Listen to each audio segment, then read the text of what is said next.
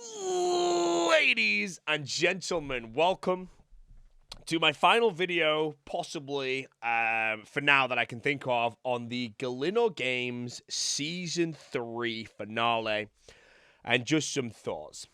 Now, the title of this video is one that you might be questioning, because a lot of people, myself included, until I put some more thought on it, believed that if I had eaten the sharks against Framed in Last Man Standing, and just removing the fact of eating the sharks, but let's just say that I beat Framed in Last Man Standing, which I basically had to do 10 damage against my 80 if I ate my sharks, that I would have won the Gielinor Games.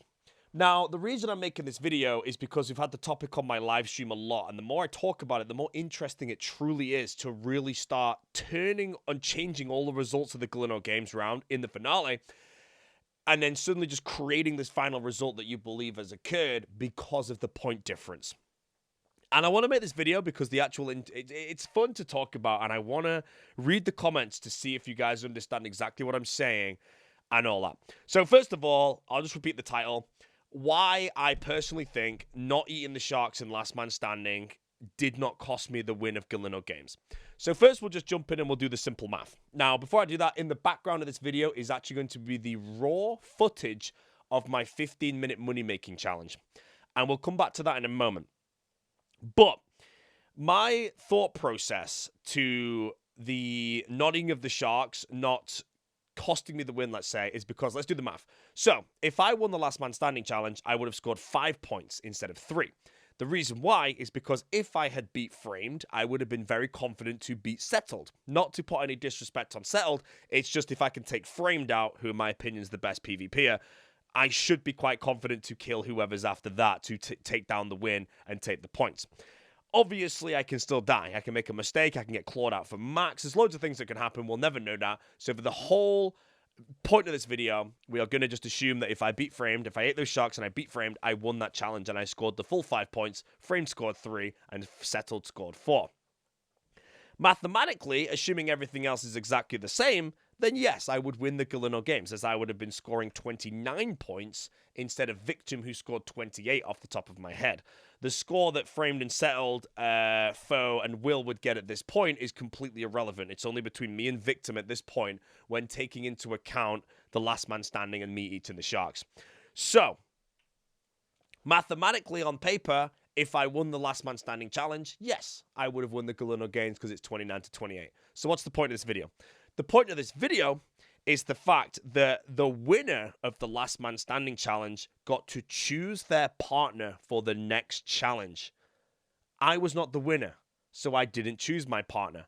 Framed was the winner, and he chose his partner, and he chose me. In the games, we win the next challenge, first place, 5 points each.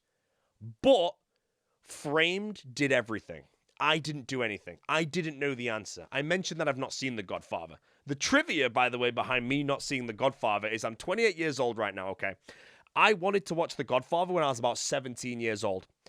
And my dad told me not to watch the film because I would appreciate The Godfather more if I waited until I was older to watch the film. Now I'm 28 years old. I've still not seen the film, and I definitely think I can probably watch the film at this point. It's just unfortunately before the challenge, I had not actually seen the film. Now, a quick cut in here. The reason why I'm showing you this Puro, by the way, I want you to just watch while you listen to me speak of how bad the RNG is for me catching these Implings. Because one thing I'm going to come to later is the fact that one Impling was the difference between me getting second place in the money-making challenge. One Impling. If I got second place, I tied first place. And as you can see there, I price-checked the Implings at 10.6k each.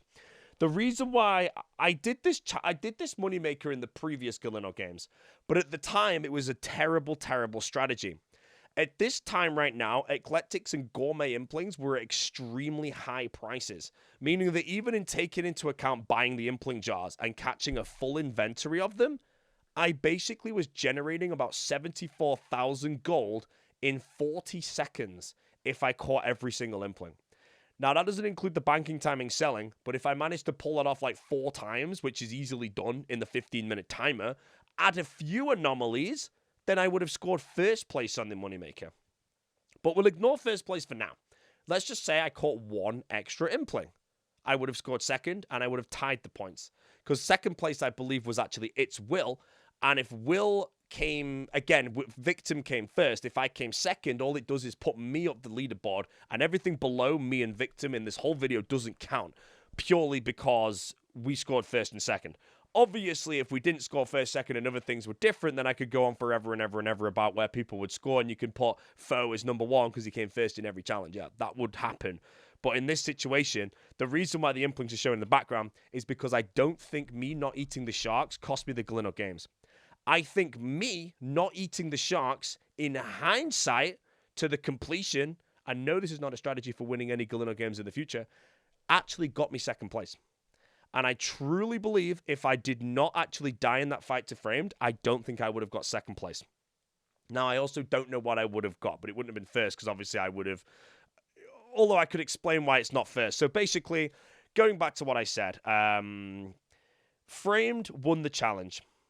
He gets to choose his partner. He chooses me, and he carries the next challenge, which means Frame gets 10 points.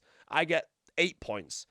But if I ate the sharks on Framed, and then I killed Framed, and I killed Settled, I now win the last man standing challenge, which means I choose my partner. Now, I will never be able to prove who I would have chosen for the final challenge.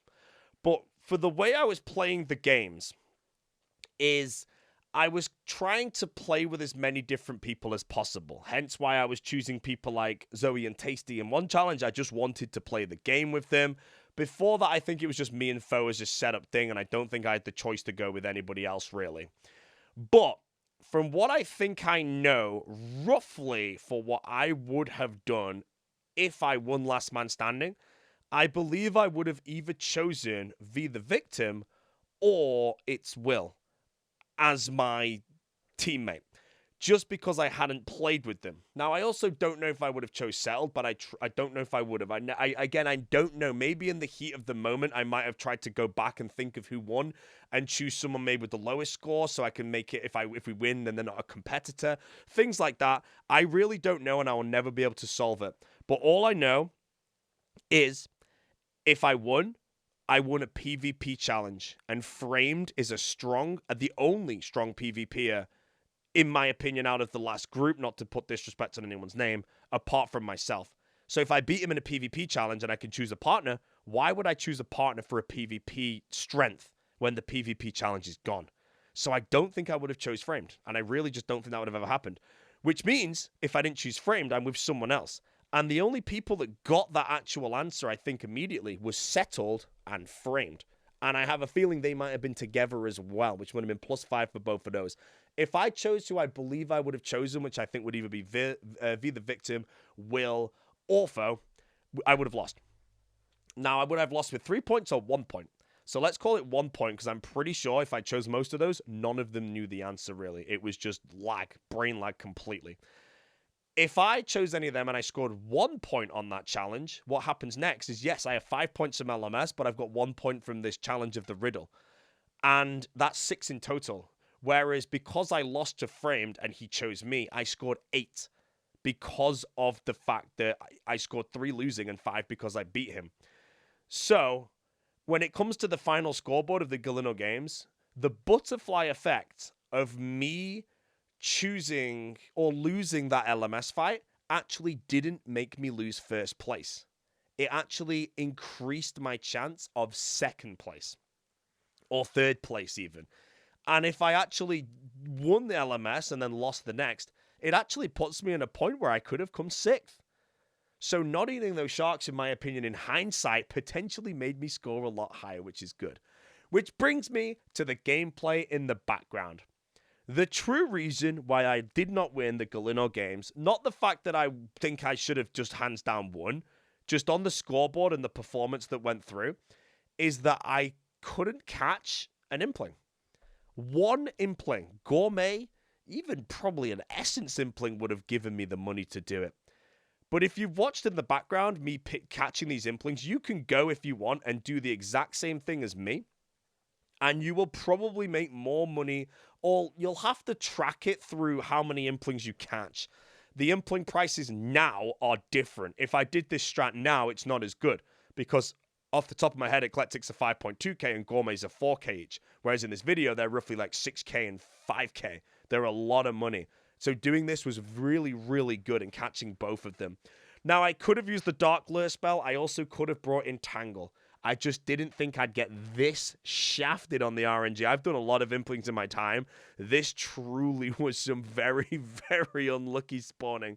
Like, they were just creeping away from me over and over and over again. But had things gone a bit smoother here, and they definitely could have, had I brought Dark Lure, this moneymaker would be amazing in my opinion. But the fact that I didn't is just a mistake, you know. I learned from that. But it's just, if one Impling decided not to fly over a hedge at a certain point, and I caught it, which didn't break the rhythm of the force catching, then that Impling would have actually put me into a second place on the moneymaker. Minimum. I could have also scored first if it went really, really well. It's just, it did not go very well. Now, if I scored that second place, that would obviously change nothing about the games because no one in the moneymaker, although I also think in the moneymaker they may have been able to choose a person. Now, I'm also very confident here. If I was in this position, I would have chose either A, Will, or B, V, the victim as well. Choosing Will would have been good for me because then I wouldn't need to do the corrupted gauntlet because I could tell Will to do it as he's completed it. I think he ran out of time in his run, but he's done so many runs that I think he'd get an easy completion of that, which would be no problem at all. Obviously, if I choose to be the victim, I think things would go down exactly the same, but then obviously the scores would be tied. Again, I don't think I would have chosen framed. I don't know what I would choose here. This is the difficult part. I just have absolutely no idea what I would choose. This moment on screen you're watching right now could be considered a choke. If I stuck to my guns with my Eclectics and Gourmets and not gone for this ninja, then I probably could have also won. Because again, one Impling, the amount of Impling time that I'm losing here, chasing this ninja down, was probably also a bad decision. So if we want to change this scenario of saying, instead of me getting bad RNG here, I made a bad decision, I'm very happy to take that. It's just the main point of this video I want to get across is I genuinely just don't think eating those sharks cost me the games. I think this money-making challenge is either decision-making, spawns, all that random stuff just kind of added up and got me. But if I did win the money-making challenge, let's say, and I could choose my opponent or my player, I don't know who I would choose. But I think, again, going back, I might have ended up choosing Be the Victim or Will, because I just wanted to play with different people. And if I knew it was a final challenge, I think there's a very high chance I would have chosen Will, just so we could go into the final together. But there's not really much else I can say with that one. But yeah, the games was really fun. Some people have asked me to do my whole thought process on the whole games. I would say my absolute favorite moment of the whole games from watching was Skill Specs in the Wilderness one when he ran from the bear and tried to take the guy out. Simply put, I watched that with my brothers, and it was absolutely hilarious, and I really, really enjoyed that. The edit as well of Solo Mission and Evie being knocked out by me and Foe on the Mountain Daughter was also an absolutely brilliant, and I believe the comments are correct, Oscar-worthy scene from Mr. Soup right there. But overall, that is the Gielinor Games Season 3. I don't know if I said any commentary, but in Season 4, if I'm invited, which I think Soup's already confirmed he really wants to have me back, I will definitely be playing. And the only thing I can say to you guys for Season 4 is I'm going to suck at riddles. That's never going to change. But as a player, because I'm now doing my collection log series, I will be educated on every single piece of PVM content that you can do.